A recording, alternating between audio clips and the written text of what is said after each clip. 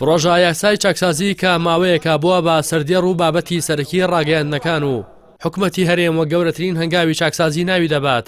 بەڵام یاساکە کە ناوی چاکسازیە دەستی بۆ بابەتە سەرەکیەکان و جومگە هەستیارەکان نەبردووە کە وەک دەوترێت هۆکاری سەرەکی گەندەڵی و بەهەدەردانی سامانی گشتین لەوانە کەرتی نەوت و گاز، خاڵا سنووریەکان، گومرگ و بەرهێنان و داهاتە ناوخۆییەکان.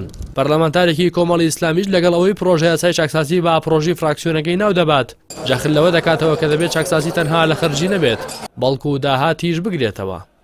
ئەم پرۆژەیە سەرەتا هەوڵێکی بەندە بووە لە خولی پێشوو بۆ ئەوەی چاکسازی لە خانەنشینی سەربازی و مەدەنی بکەین، ئەوانەی بە ناحەق و بە نایاسایی خانەنشین کراون بۆ هەڵمەتەکانی هەڵبژاردن و دەنگەڵ بۆشێتەوە.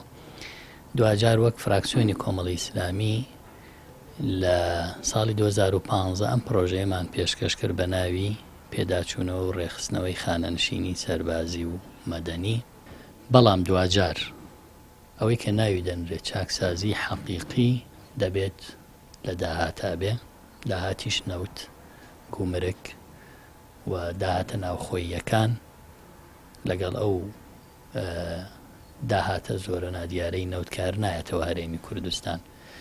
بەبێ چاکسازی لە داهات، چاکسازی لە خەرجیەکان قورسایی لەسەر خەڵک دروستەکە. حکوومەت بۆ چاکسازی حەقیقی دەبێت لە داهاتە نادیارەکانی خۆیەوە دەست پێ بکەن، نەک لە گیرفانی خەڵک کە بەتاڵە. ئابووری ناسێکی شاماژە بەوە دەکات هەر وڵاتێک بێوێت ئابوورێکی بەهێزی هەبێت دەبێت چاکسازی لە سەرچاوە سەرەکیەکانی داهاتەکەی بکات وەک نەوت و خاڵا سنووریەکان. ئێمە ئەگەر باسی چاکسازی بکەن ڕێک ئەبێ بچی بۆ ئەو بابەتە ئەو تەوەرە سەرەکیە کە کاریگەری هەیە لەسەر داهاتی وڵاتەکەت، سەرەکیترین تەوارە یاخود با بڵێن کەرتە کە ئێمە لە ئابووری عێراق و ئابووری کوردستان هاوشێوەی ئابووری عێراق بریتە لە نەوت. بۆیە بێ هەوڵ بدرێت بۆ چاکسازیکردن لەو بوارە.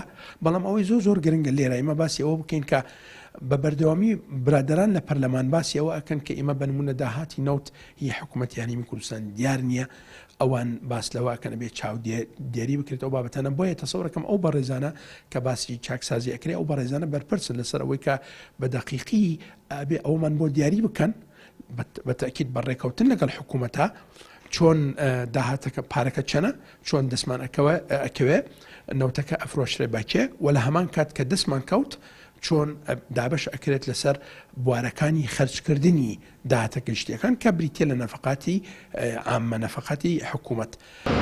لە ئێستادا لە هەرێمی کوردستان ڕۆژانە زیاتر لە 450,000 بەرمیل نەوت بەرهەم دەهێنرێت.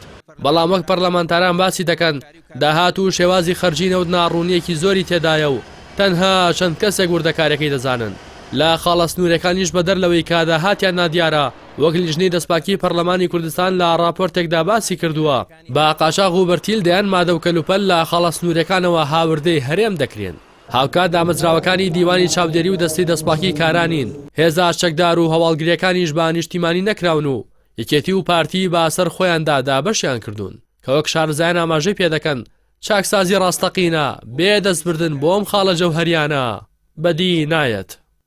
ڕاستی حەمامین کەناڵی ئاسمانی پەیام سلێمانی.